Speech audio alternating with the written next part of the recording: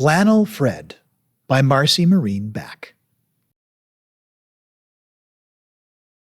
This book is for anyone who has lost someone special and all the small ways you keep their memory alive.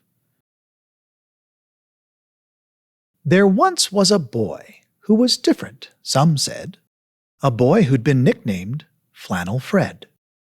Wherever he was, even in bed, he always had with him a flannel of red. His classmates would stare, whisper, and say, "Why does he bring that old thing every day?" They'd watch as he'd wear it on very cold days, as a blanket at nap time, and so many ways. On his head as a hat, as a cape it would fly, as he ran on the playground up to the sky. They watched it get faded, tattered, and torn, and year after year it became very much worn.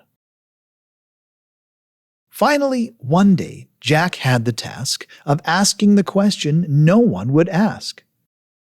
"Why, Flannel Fred," he said with a grin, "would you wear that old flannel again and again?" Fred had never been asked and froze in dismay. He searched for the words he never would say. "There are so many ways to use my flannel of red, as a pillow if needed when I go off to bed." Then Fred stopped the excuses and lowered his head. He decided to tell Jack the truth instead.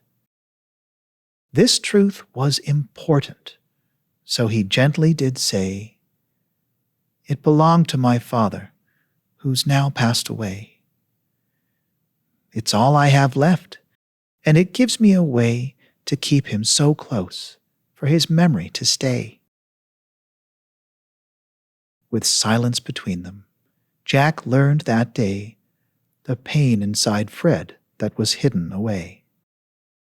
He didn't ask why, or how, or when, but inside Jack's head a plan did begin. When home for the weekend, instead of go play, he talked with his dad about the conversation that day.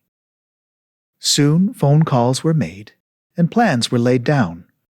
The idea of Jack's had spread across town. When Monday arrived, Fred picked up his pack and tied up his flannel so it hung in the back. When he hopped off the bus, he did nothing but stare. Red flannel shirts were worn everywhere. Jack walked up beside him, his flannel in hand, and explained to Fred something quite grand. Every teacher and student, the principal too, wanted to show they care so much about you.